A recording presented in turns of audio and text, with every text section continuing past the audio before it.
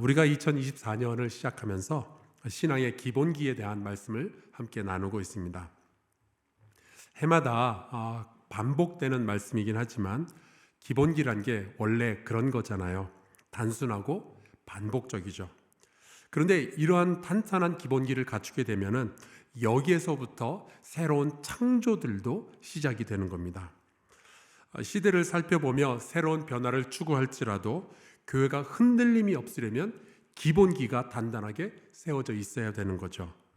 반대로 어떤 교회가 새로운 변화를 추구하다가 갑자기 교회가 막 흔들리고 그런다면 그거는 변화의 문제가 있는 게 아니고 기본기에 문제가 있는 겁니다.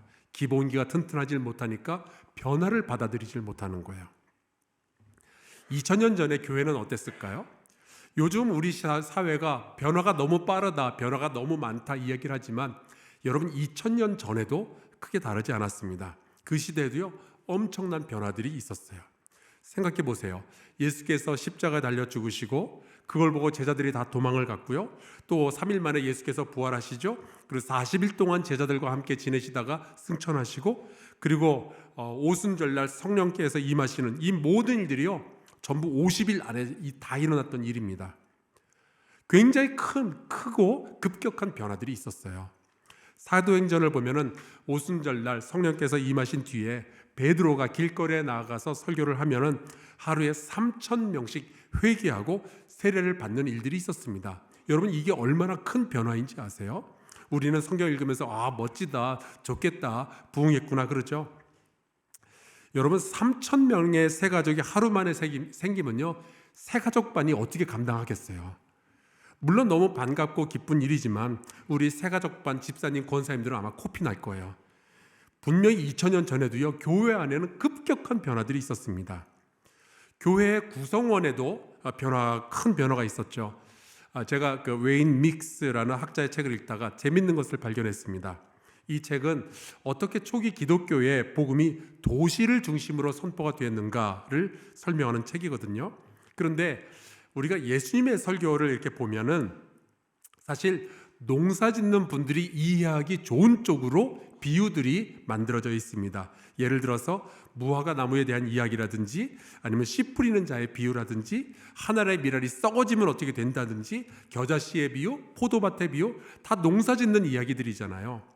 그런데 사도 바울이 쓰는 언어들을 살펴보면은 이거는 농민들의 언어가 아니라 도시인들의 언어를 사용을 하고 있어요. 바울이 쓴 서신들을 읽다 보면은 이런 말씀이 나옵니다. 운동장에서 다름질하는 자들이 다 달릴지라도 오직 상을 받는 사람은 한 사람인 줄을 너희가 알지 못하느냐? 너희도 상을 받도록 이와 같이 다름질하라. 여러분 이게 농사 얘기가 아니잖아요. 이거는 운동 경기 이야기입니다. 이거는 시골 출신 농민들이 이해하는 이야기가 아니고 그리스와 로마의 대도시에서 올림픽 이런 운동 경기를 관람해 본 사람들이 이해할 수 있는 언어죠. 제가 미국의 오클라호마에서 살 때 거기 사는 그 미국 사람들한테 서울 양천구 목동의 학원 이야기들을 해드리면은 못 알아들어요.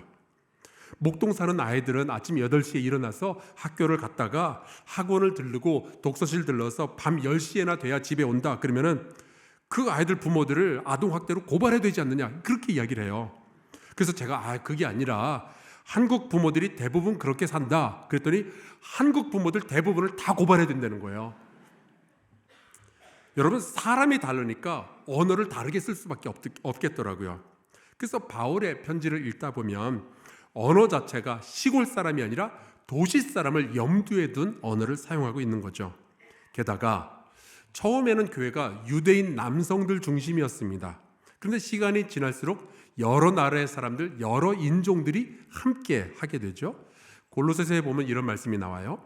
거기에는 헬라인이나 유대인이나 할레파나 무할레파나 야만인이나 스구디아인이나 종이나 자유인이 차별이 있을 수 없나니 오직 그리스도는 만유시요 만유 안에 계시니라. 이런 말씀이 성경에 왜 나와 있죠?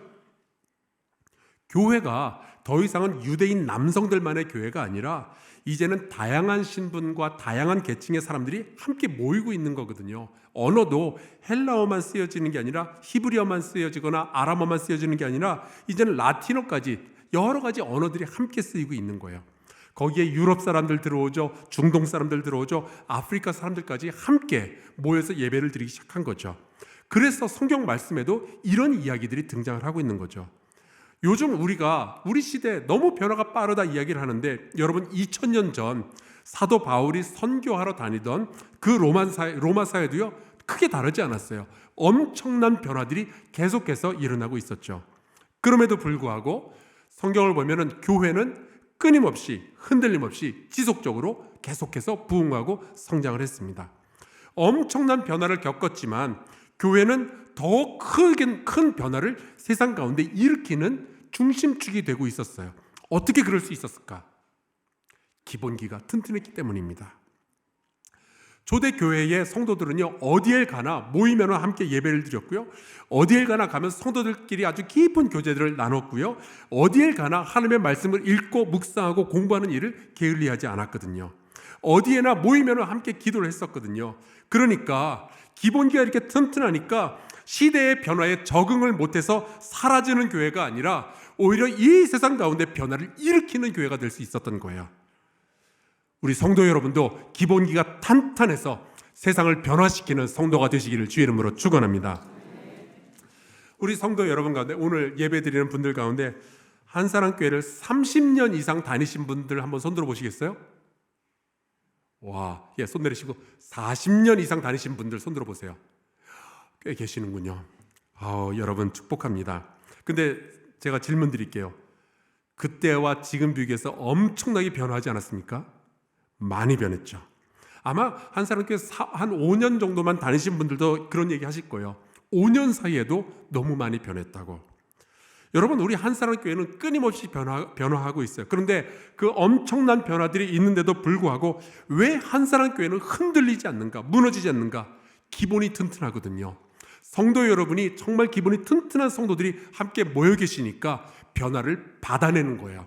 그리고 여러분이 변화를 일으키시는 거죠. 여러분, 그래서 우리에게는 기본기가 너무나도 중요해요.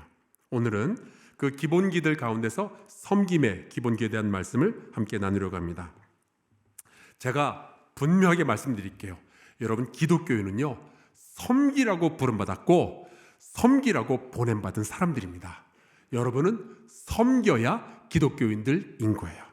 만약에 섬기지 않는다, 예배만 드린다, 엄밀히 따져서 이 사람은 기독교인이 아닐 확률이 굉장히 높습니다.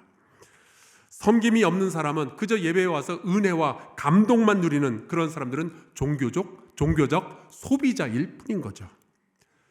지난주에 우리가 배워야 하는 이유, 하나님의 말씀을 우리가 왜 배워야 되는가, 이유에 대해서 말씀을 나누었어요. 우리가 왜 배워야 되죠? 그거야 주님이 가르치시니까 우리가 배워야죠. 그런데 예수께서 우리에게 이런 걸 가르쳐 주셨어요. 내가 너희의 선생이지만 내가 너희의 발을 씻어주지 않냐. 그러니까 너희도 나처럼 다른 사람들의 서로의 발을 씻어주는 것이 마땅하다 말씀을 하시죠. 너희가 서로 섬길 줄 알아야 진짜 나의 제자가 될 수 있다 말씀하셔요. 또 마태복음에 보면은 이런 말씀도 하십니다. 인자가 온 것은 섬김을 받으려 함이 아니라 도리어 섬기려 하고 자기 목숨을 많은 사람의 대속물로 주려 함이니라. 아니, 하나님의 아들 예수 그리스도께서, 온 인류의 구세주 되시는 예수 그리스도께서 섬김을 받으려는 게 아니라 내가 오히려 섬기려고 이 땅에 왔다 말씀을 하셨는데, 그분의 제자된, 그분의 백성된 우리가 더 할 말이 뭐가 있겠어요? 바로 이 말씀 때문에 섬김이 우리 모든 기독교인들의, 우리 모든 성도들의 기본이 된 거죠. 주님이 하시니까 우리도 하는 겁니다. 자, 우리 양옆으로 인사 한번 나누겠습니다. 주님이 하시면 저도 하겠습니다.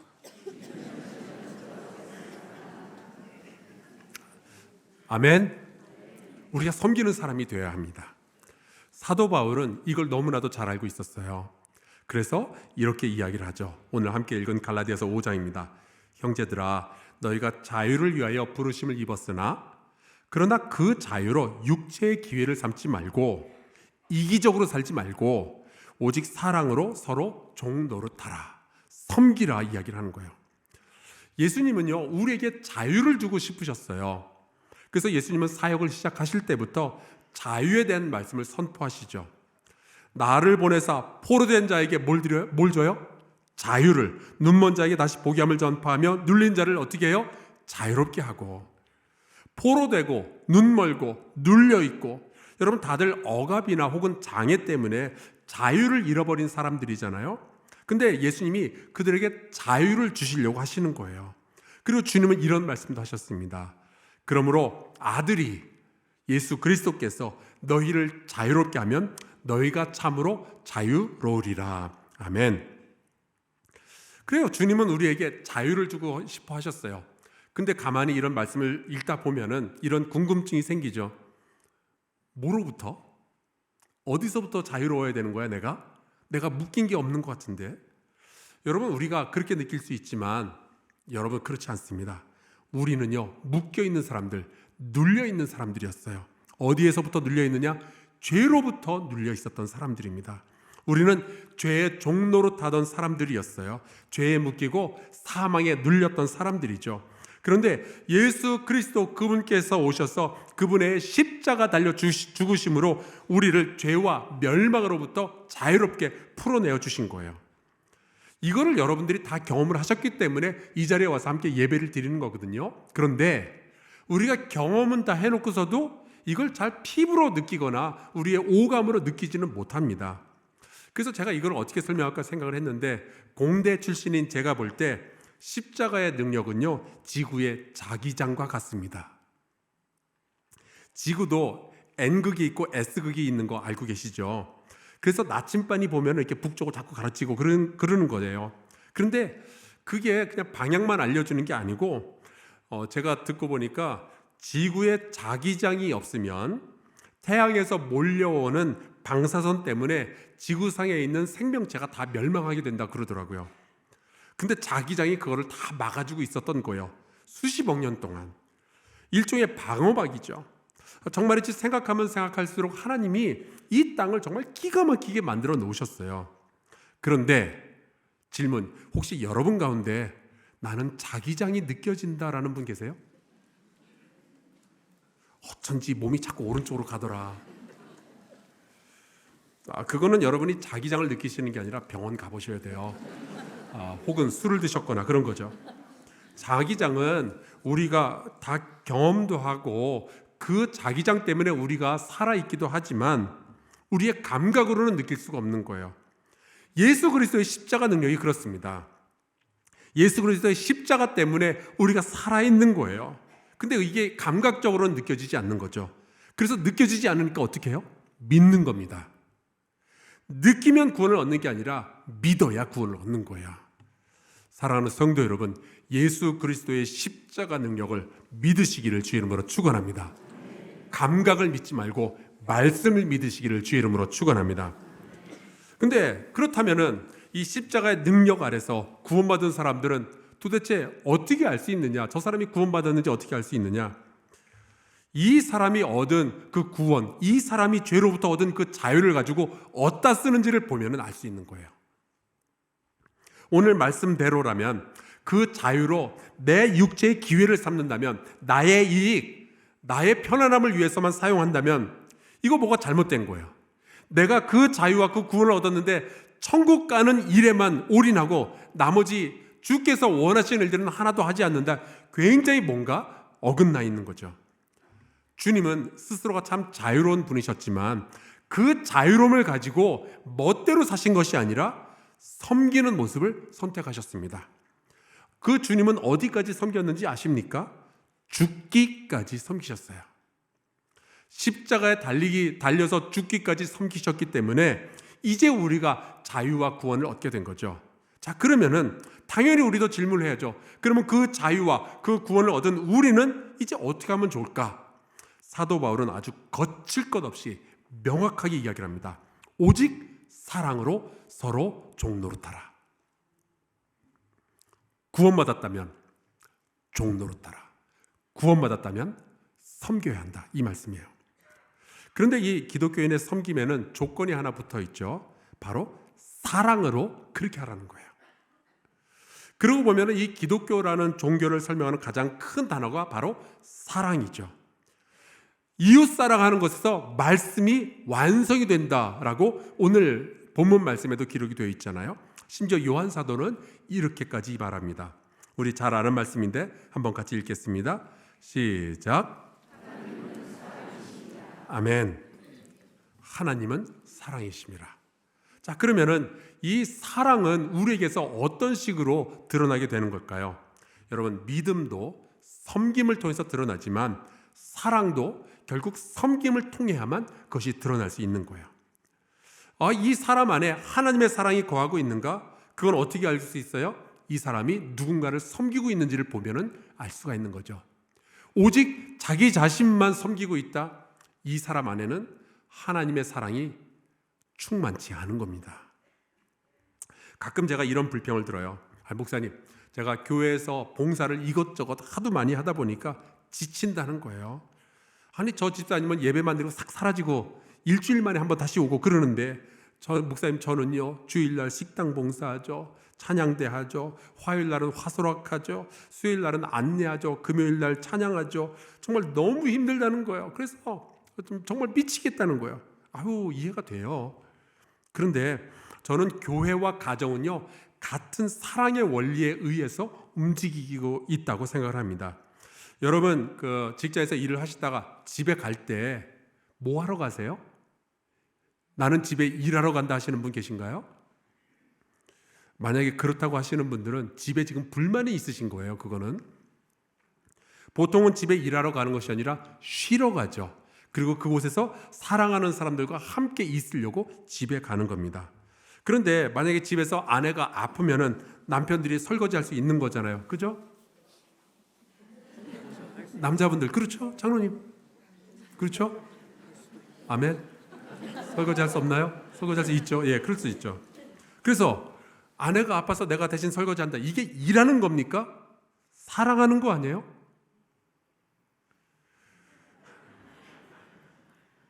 내가 너무 지친다.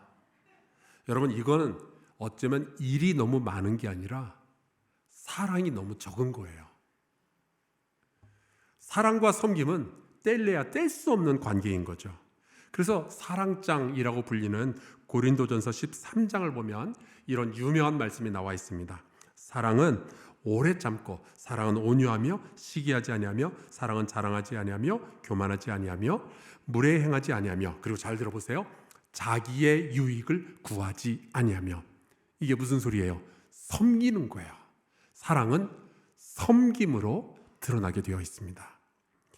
사랑의 특징 가운데 하나가 자기의 유익을 구하기보다 상대방의 유익을 더 구하는 거거든요.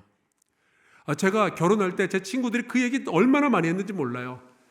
아내 길들이는 법, 어떻게 해야 네가 편하게 살고 아내를 부려먹을 수 있느냐. 여러분, 사랑하기도 바쁜데 부려먹을 얘기를 왜 해요? 사실 이거는 사랑이 없을 때 하는 이야기죠. 사랑하면 자기의 유익을 구하는 게 아닙니다. 실제로 2000년 전 초대교회 때요, 이 자기의 유익을 구하지 않는 사람들, 이들이 기독교인들이었어요. 남들은 서로 물고 먹으며 피차 멸망 속으로 빠져들어가고 있는데 기독교인들이 나타나더니 이 사람들은 자기의 공동체 안에 아픈 사람들이나 가난한 사람들이 있으면 도와주고, 교회 바깥에 나가서도 길거리에 힘들고 어려운 사람들이 있으면 그들을 찾아가서 위로해주고 치료해주고 그랬던 거예요. 이 사람들이 존재했기 때문에 서로 물고 먹으며 멸망에 가던 로마 사회를 믿음으로 건져내게 된 거죠. 로마 사회는요, 이런 조직이 없었어요. 누군가 가난하다고 도와준다? 절대로 그런 일 없습니다. 가족이 않으면요, 아픈 사람들도 돌보지 않았어요. 그런데 교회가 그 일을 하겠다고 나선 거죠. 나의 유익을 구하는 것이 아니라 남의 유익을 위하여서.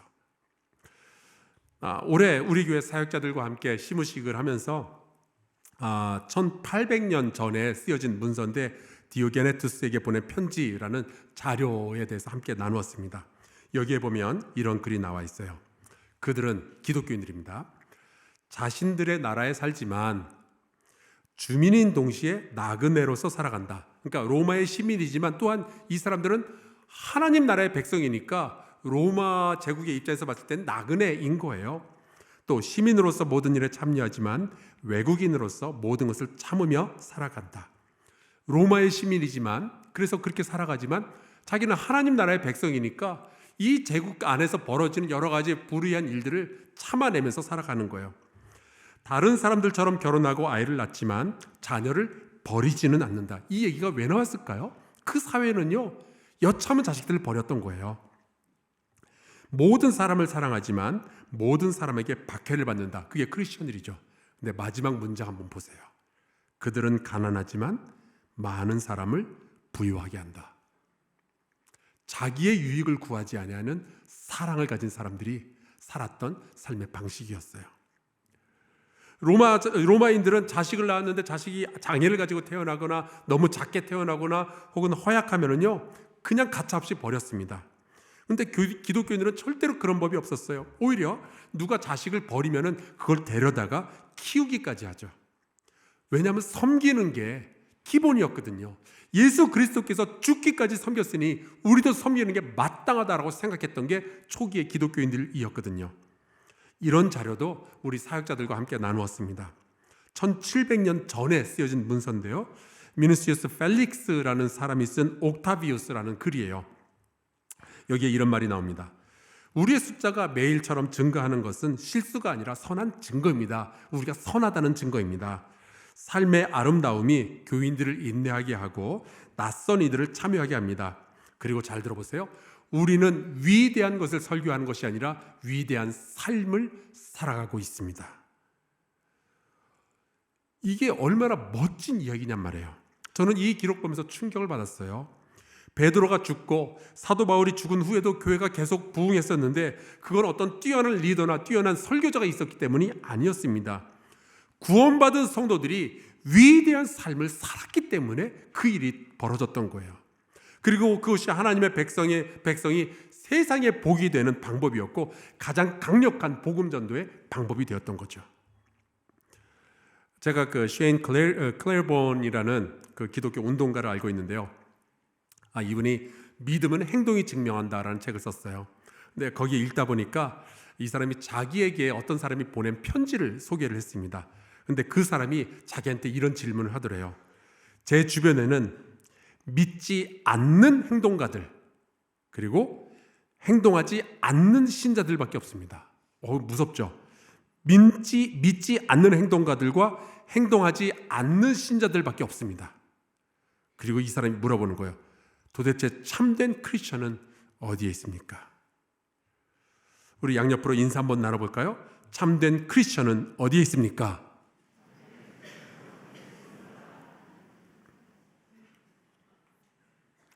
이 질문에 여기요 라고 대답하는 저와 여러분 되기를 간절히 축원합니다. 바로 여러분이 참된 크리스천이 되시면 좋겠어요. 행동하는 크리스천이 되기를 바랍니다. 우리가 모여서 예배만 드릴 수 없어요. 우리끼리 사귀면서 집사님, 권사님 하면서 우리끼리 즐거워할 수 없어요. 성경 공부하면서 우리의 지식을 증대시키는 거기에서만 멈출 수 없습니다. 이제 우리가 세상으로 나아가서 서로 섬기는 일을 해야죠. 우리의 예배, 우리의 사귐, 우리의 배움은요, 섬김의 열매로 반드시 이어져야만 합니다. 예배를 드리는 사람들은 기꺼이 11조와 선교헌금과 감사헌금을 드려서 주의 이름으로 섬기는 이들을 돕고 또 우리가 직접 하나님의 일에 투자를 해야죠. 또 성도와 깊은 사귐을 가지는 분들은 찬양대로 섬기고 집고치기로 섬기고 반찬 만들기로 섬기셔야죠. 하나님의 말씀을 깊이 배운 분들은 자기의 시간과 자기의 지식과 자기의 모든 것을 투자해서 나의 유익이 아닌 것을 위해서 일을 해야죠. 교회학교 교사가 되셔야죠. 또 선교의 현장으로 가셔서 일을 하셔야죠. 선교사님들에게 전화 걸어서 위로를 해주셔야죠. 결국 내 거라고 생각했던 모든 것들은 어차피 다 하나님의 거잖아요. 여러분은 그냥 사용자일 뿐이지 진정한 소유자가 아니잖아요. 오직 사랑으로 섬기는 일이 우리 가운데 점점 더 풍성해질 수 있다면 나의 유익을 구하는 것이 아니라 당신의 유익을 위해서 내가 일하겠습니다 말하는 사람들이 점점 더 많아진다면 그때 하나님의 뜻이 이 땅 가운데 이루어질 줄로 믿습니다. 그때 교회의 선교가 더욱 강력해지고 수많은 교회들이 다시 세워질 것이고 우리 모두가 복받고 세상이 더 좋은 것으로 변화되어질 줄로 믿습니다. 물고 무는 그래서 피차 멸망하는 세상이 기독교인들로 말미암아 구원받는 아름다운 일들이 벌어지게 될 줄로 믿습니다. 우리 함께 찬양하고 기도할게요. 찬송가 213장입니다. 여기 보면 가사가 이렇게 돼요.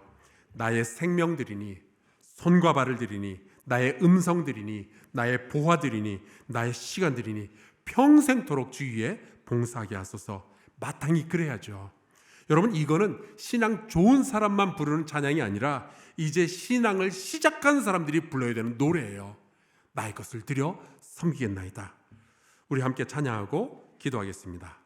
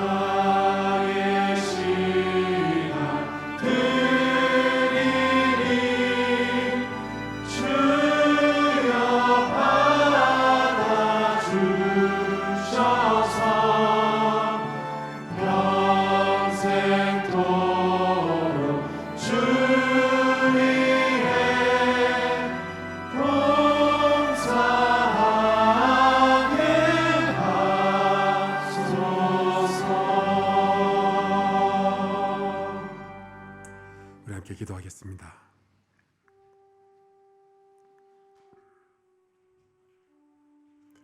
이 세상에는 도움을 기다리는 사람이 참 많이 보입니다. 여전히 전쟁과 기근, 가난과 질병이 사람들을 질식시키고 있는 세상입니다. 이제 우리가 함께 기도할 것은 주님께서 부르실 때에 우리가 여기에 있습니다. 주의 사랑으로 우리 성도를 충만케 하사 우리가 사랑으로 섬기게 하여 주시옵소서. 한사랑교회가 남의 유익을 위하여 섬기는 교회가 되게 하여 주옵소서. 동성으로 같이 기도하겠습니다. 하나님 아버지, 도우시기를 간절히 소원하고 합니다. 한국교회가 이기적인 교회가 되어버렸습니다.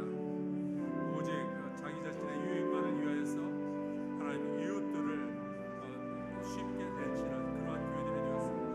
용서하여 주시고 하나님, 우리가 다른 사람의 유익을 위하여서 나의 것을 포기하고 다른 사람의 유익을 위하여서 내가 섬기는 그 일까지 나아갈 수 있도록 아버지 역사하여 주시옵소서. 하나님 아버지, 지독한 자기 중심성에서